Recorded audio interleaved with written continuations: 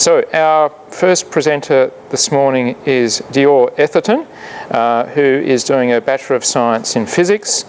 Her project is being supported by the Faculty of Health Sciences and being supervised by Lisa T down here in the front, and co-supervised by Zhonghua Sun from Discipline of Medical Imaging. And all of these models here are for Lisa's talk, and her talk is 3D visualisation of abnormal gastrointestinal system when the right is not right and the left is not left. And I'll just switch across to her presentation.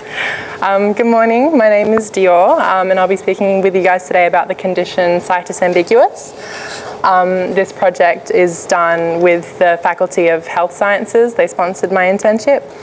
And I obviously come from a physics background, so it was quite different to what I'm used to. I spent some time in the human bio labs with my supervisor Lisa. We were looking at all of the models, such as this one and the one over here, as well as Curtin's anatomage table. There's only actually one other of those in Australia.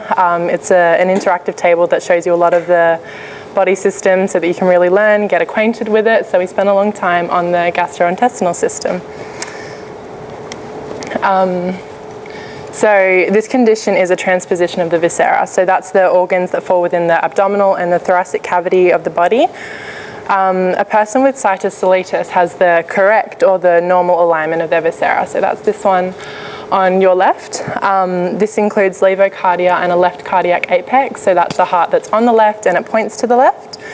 Other left-sided organs include the spleen, the stomach, and the aorta.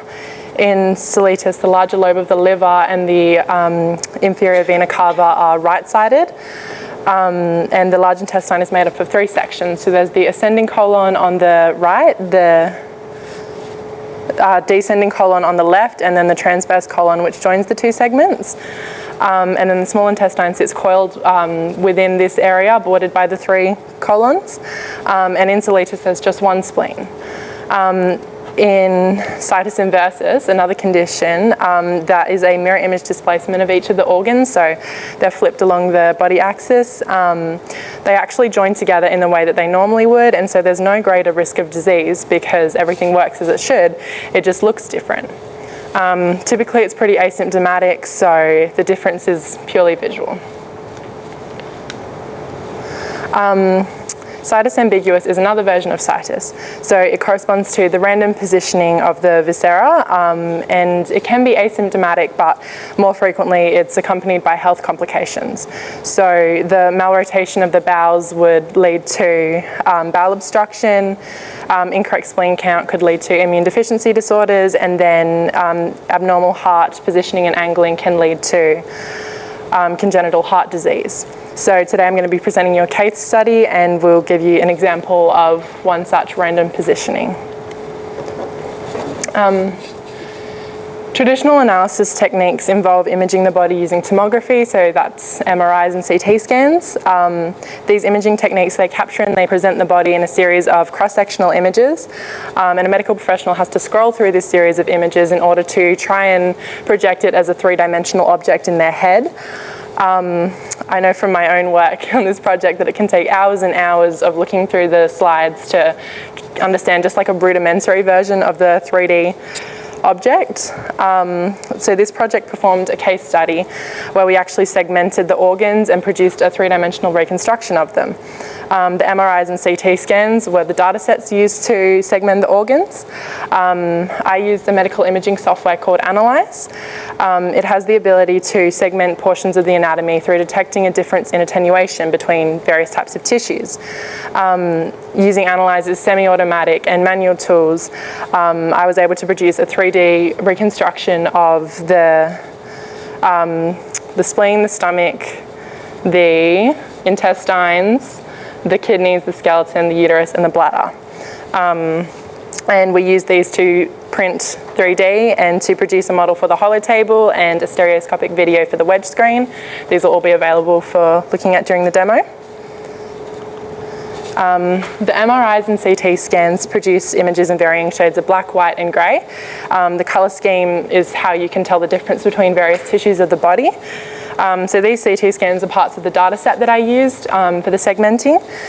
They move from left to right, they move forward to back through the body, and I've chosen them so that you can see what was involved with segmenting. So to the furthest left, you can see the intestines. The black sections are the like air pockets, so the empty space in the intestines.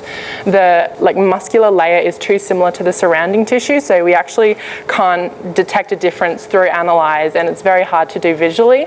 It's a little bit clearer in the second image where you can see the small intestine, but again, very difficult to segment. So the uterus and the bladder in the second image, you can see they sit nested within each other, and they're pressed down by the small intestines. The stomach is much darker than the surrounding tissue, and the kidneys are much lighter, so that made them pretty easy to identify and segment. And the 3 spleen are very close to the adrenal gland, so that made it hard to, we had 4 objects to play with, and we had to find which 3 of them were the spleen. So it was a little bit confusing, but again, they were pretty clearly different from the surrounding tissue. These MRIs move from the front to the back through the body in the same way that the CT scans did, and they're in very similar spots to the CT scans were, so they're almost directly comparable with the last data set we just looked at. MRIs are created very differently to CT scans, so that's why we see such different images. The main difference is the colour scheme, so it's obviously quite different between the CT scans and the MRIs, and also the clarity is very different. So here you can very clearly see everything, the intestines, you can actually see the muscular layer, you can see exactly how they move. It's very apparent in these images. In this slide, we can see a 2D projection of the final product. So in our case study, the patient has the correct alignment of the heart and the liver, so they're not included in our reconstruction because of that. Just for reference, the lungs and the heart would be higher up than what we've included in this reconstruction, so this one sits below where this one goes to. So the stomach, the spleen, the small intestine and the large intestine are out of place. The spleen are located on the anatomical right, and there's 3 of them instead of 1. They just sit at the top of the stomach. And the stomach is very vertical, and it's on the right side instead of the left. The large intestine is on the right of the body. It barely crosses the midline when it should be pretty evenly crossing the midline, and it curves up diagonally and then turns down immediately, so it's missing that transverse section which we talked about earlier. And then the small intestine is coiled in the left half of the body. Also, it barely crosses the midline, just like the large intestine, and it goes pretty high up. You can see from this image that the segmentation of the large and the small intestines is incomplete. In the CT scans, as we saw, the only available segmentation was isolating the air pockets. Everything else was too similar to its surroundings. It was very, very difficult to do. I spent quite a long time looking at different ways to do it. We did see that the MRIs were much clearer. However, Analyze doesn't respond very well to MRIs. It produces clear images when you have a really large data set. So in this data set, the CT scans had 584 images and the MRI only had 88. So the CT scans are very clear, the MRIs were not. And when I imported them into Analyze and opened them up, it was very blurry. There was like no segmentation possible at all. We did try other methods of segmentation, things that weren't Analyzed. We tried different applications, different softwares, but nothing could yield anything as good as Analyzed, let alone better. Here we can see a 2D hand-drawn depiction of the anatomy. So hopefully by looking at this you can understand how the intestines, what the movement and the directions and angling is of them in the 3D projection. It's pretty hard to see when they're not connected. So the large intestine is just on the right and it's missing that transverse portion. The small intestine is on the left and it goes quite high up.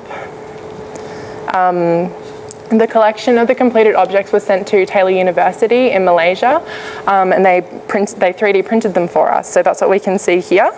You can see it up closer during the demonstration, and this is the drawing that we saw in the earlier slide, just so that you guys can visualize what the intestines would look like in here. Obviously we couldn't print them because they're such small sections, there'd be nothing to connect them to.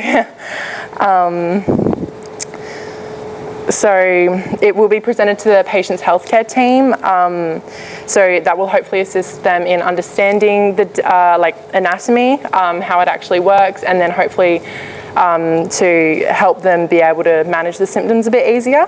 It's also going to be presented to the gastrointestinal specialist that's involved in this project, and then after use in the case study we intend to present it as a tool, an educational tool for health science students.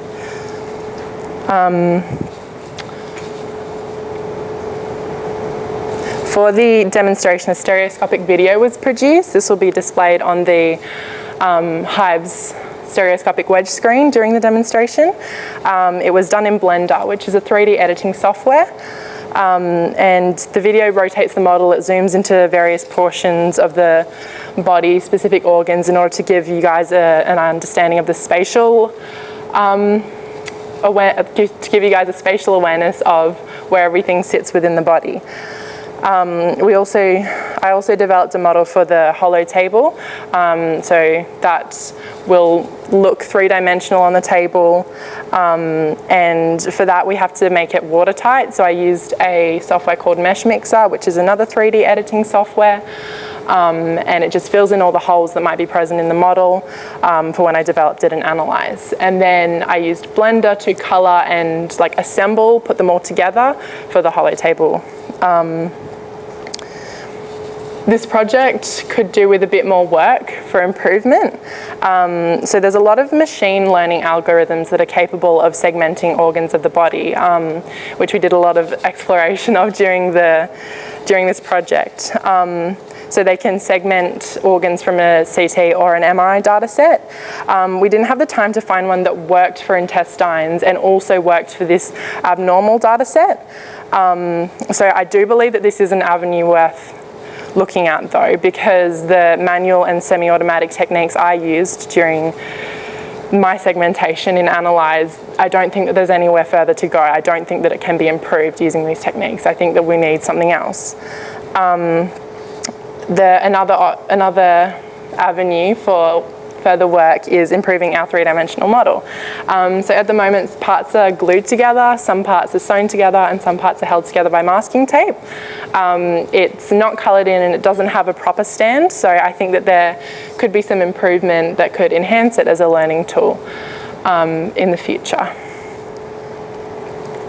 So what is the purpose of this project? Why do we do it?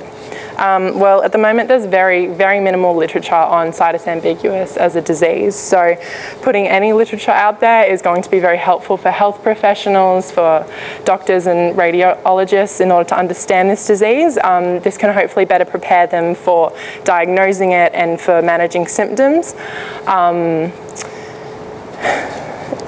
Also in light of further information this project has derived regarding the abnormalities, there actually might be a case for further discussion with the health team. Maybe there's something that can be done more than just mitigating the ongoing symptoms. But if there's nothing else possible, then at least we can rest assured that reconstructing the patient's viscera and understanding it and presenting that to their healthcare team is going to help them and their family and their healthcare team better manage the symptoms, and that will maintain a better quality of life for the patient. Finally, due to the abnormal anatomy of this case, certain procedures such as a colonoscopy, which would usually be used to investigate the symptoms, are impossible. This reconstruction provides an alternate route to the same end, so these techniques have the potential to understand the anatomy of a person in a way that some current techniques do not, and so this has the potential to massively improve the lives of people with such a condition. Thank you.